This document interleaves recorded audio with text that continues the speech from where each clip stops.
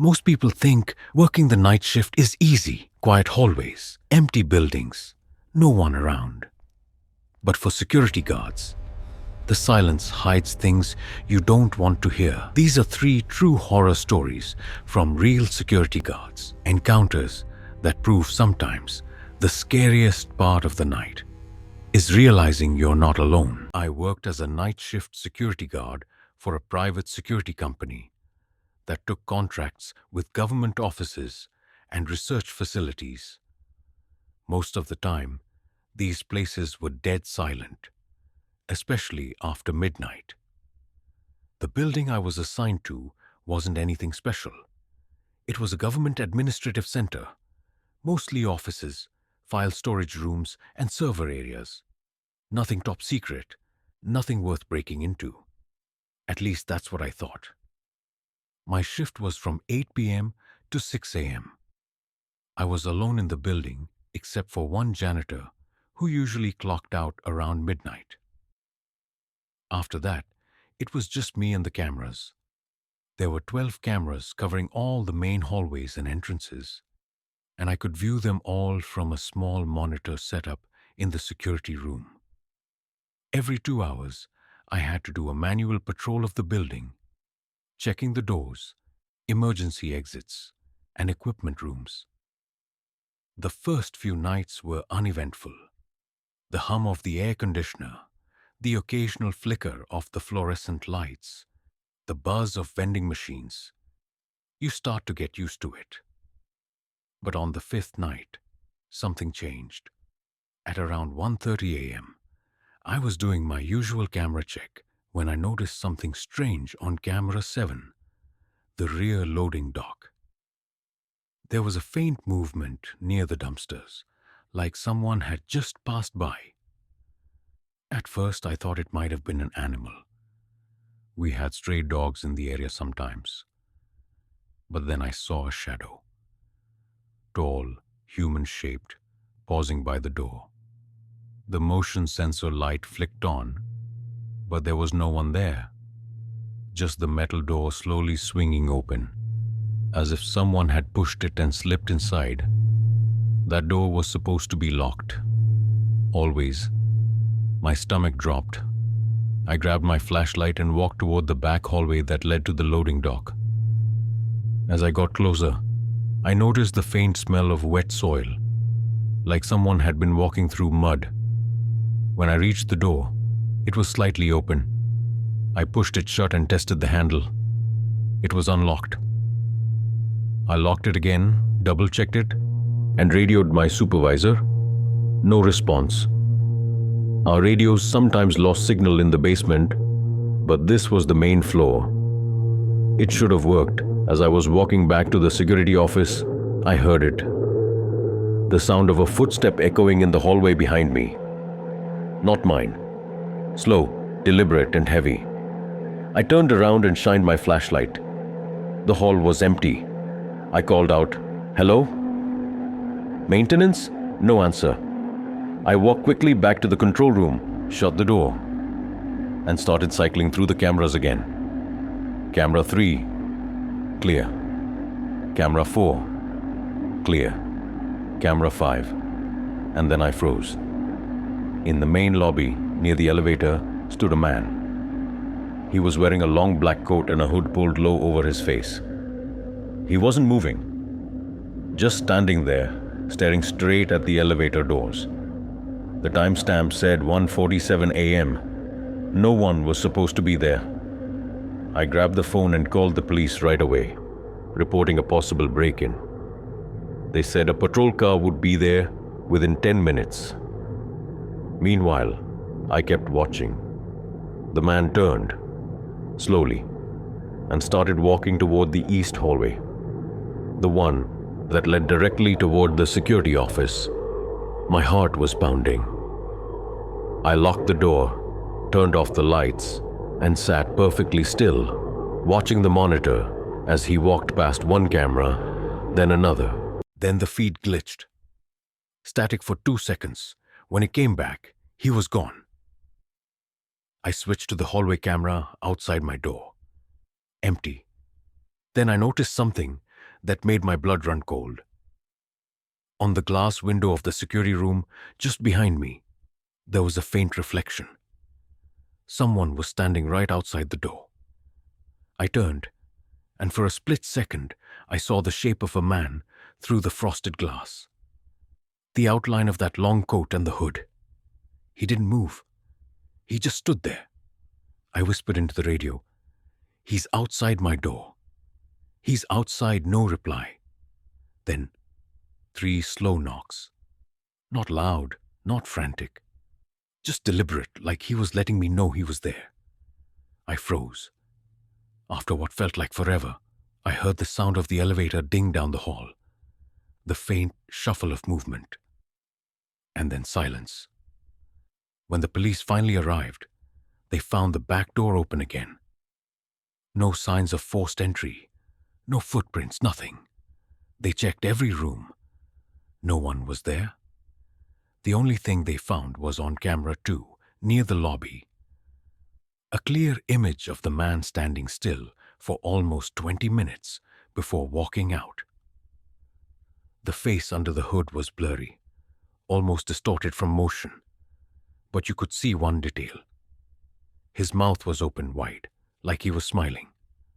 After that night, I asked to be reassigned. They transferred me to a hospital contract instead. A month later, my old supervisor called me. He said the building had another incident. Motion sensors going off, security doors opening by themselves, and cameras picking up the same tall figure in a coat. Only this time, the guard on duty never reported anything. He just quit the next morning without leaving a word. I've been working security for almost 10 years now, but one incident still keeps me awake at night. Something that happened at a corporate office complex back in 2018. The building had 8 floors, most of them empty after 6 p.m. My shift was from 9 p.m. to 5 a.m., and I was usually the only one on duty. It was an easy gig. Walk the halls every hour, check the stairwells, make sure all doors were locked. Nothing ever happened there, until that one night.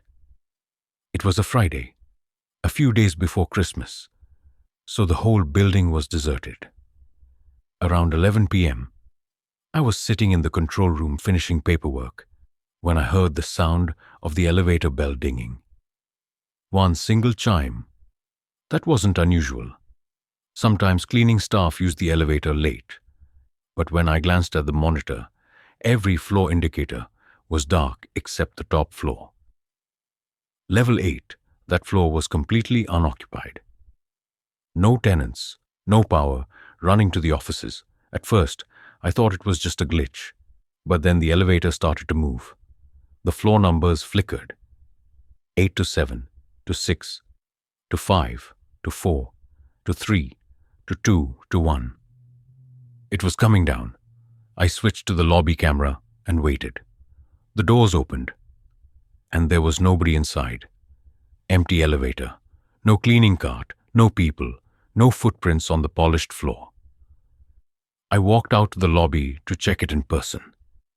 The doors were still open, the lights inside buzzing faintly.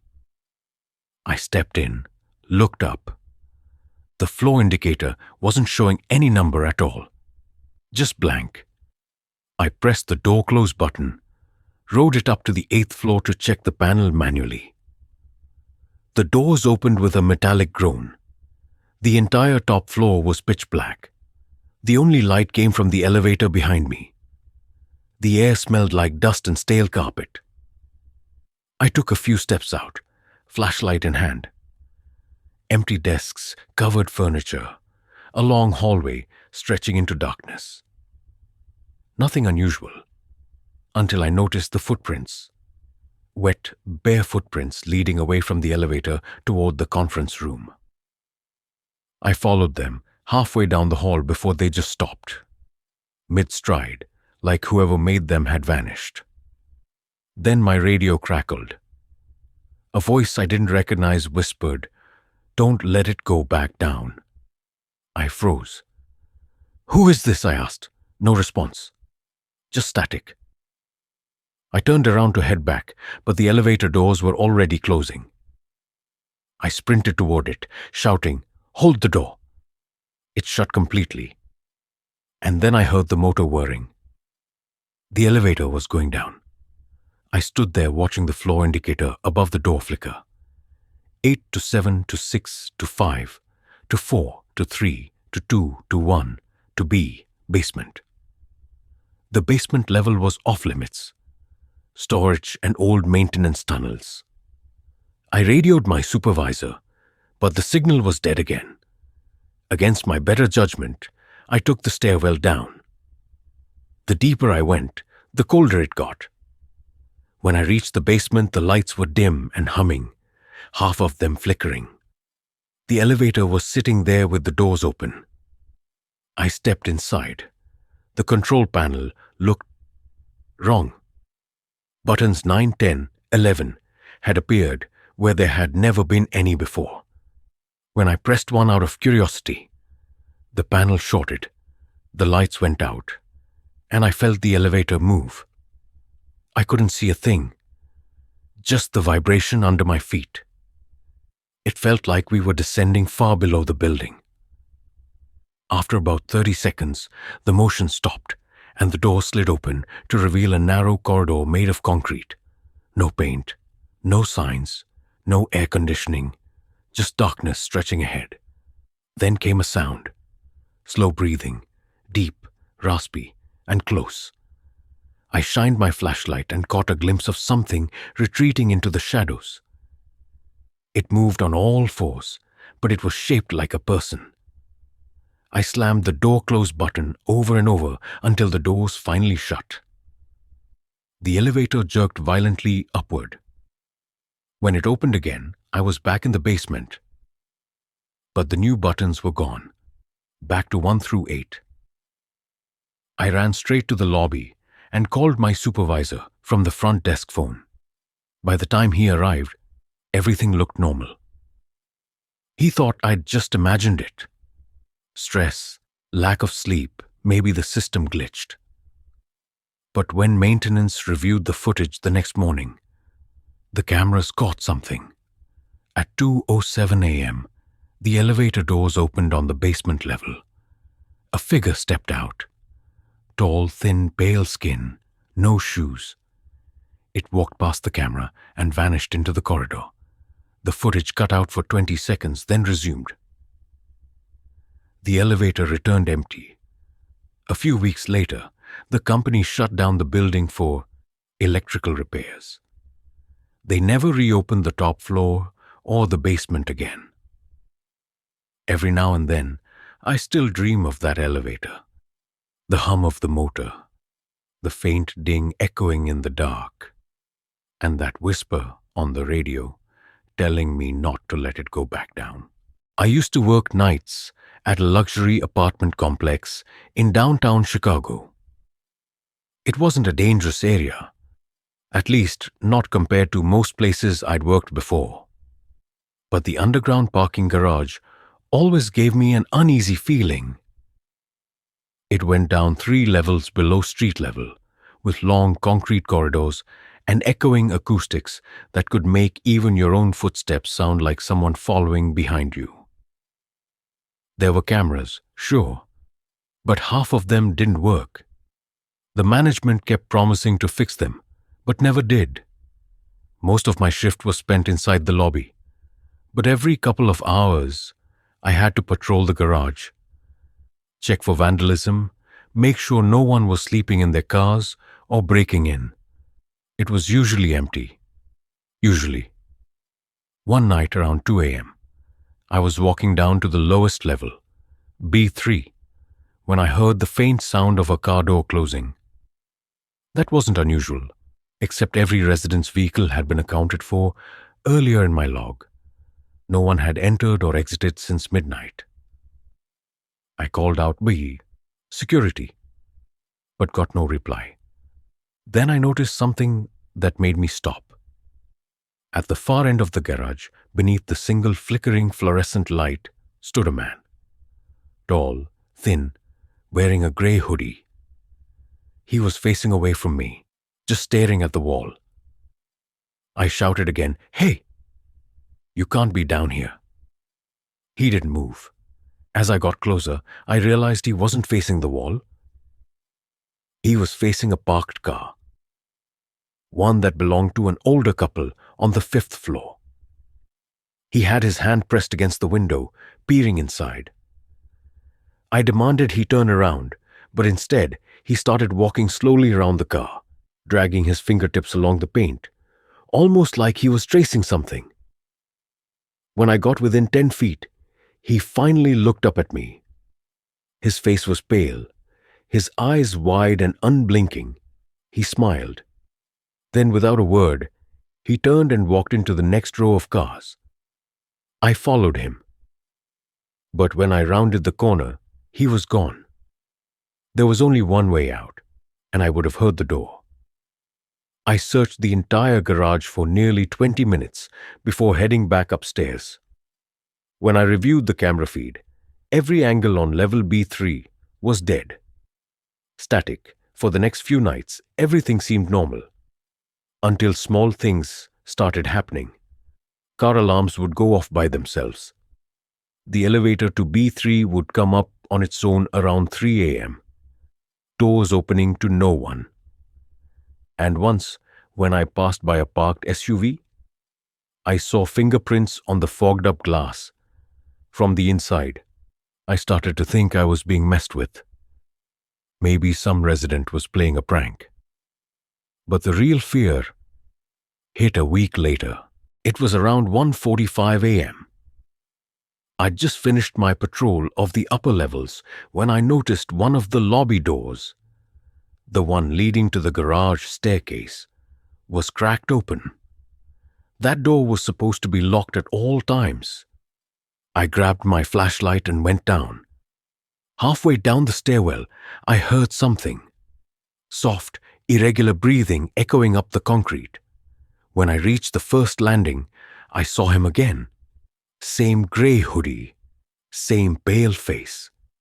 He was standing just a few steps below, head tilted back toward me, grinning. I drew my baton and shouted, "Stay right there." He didn't move. He just kept smiling, then slowly started backing down the stairs toward B3. I followed, keeping my flashlight on him, my heart pounding. When I reached the bottom, the lights in the garage started to flicker again. I could see him standing near the far wall. But something was off. He wasn't alone. Behind him, inside one of the parked cars, was a woman sitting perfectly still, her face pressed against the window, eyes wide open. I shouted for her to get out. But before I could take another step, the man bolted into the shadows between two cars. I ran to the vehicle. The woman wasn't real. It was a mannequin, positioned upright in the passenger seat. That's when I realized every car in that section had something inside. Mannequins, old dolls, even clothing stuffed into coats to look like people. I backed away slowly, my hands shaking. Then from the darkness, I heard that whispering again. Low muttering words I couldn't make out. "Who are you, Bay?" I yelled. The whispering stopped. And then, just above me, I heard a faint click. The sound of a camera shutter. I looked up at the corner of the garage wall and for a split second, I saw him crouched near one of the broken cameras, holding up his phone, taking pictures of me. I ran, straight up the stairwell, out the door and into the lobby. I locked every entrance and called the police. By the time they arrived, the garage was empty again. But they found something near the back exit. A duffel bag. Inside were dozens of photos. Photos of residents, cars, hallways, and me. All taken at night, most from angles that suggested the photographer had been standing just a few feet away. The police never caught him. I quit that job. The next day, a few months later, I got a message from one of my old co-workers. He said they'd found a man living in a maintenance closet down on B3, surrounded by mannequins and piles of discarded clothing. They said he'd been sneaking in through an old drainage tunnel that connected to the subway system, using the garage as his home. Every time I think about it, I can still see that pale face under the flickering light. The way he smiled before disappearing into the shadows. And sometimes, when I park in a basement garage late at night, I swear I still catch a glimpse of someone standing between the cars, watching.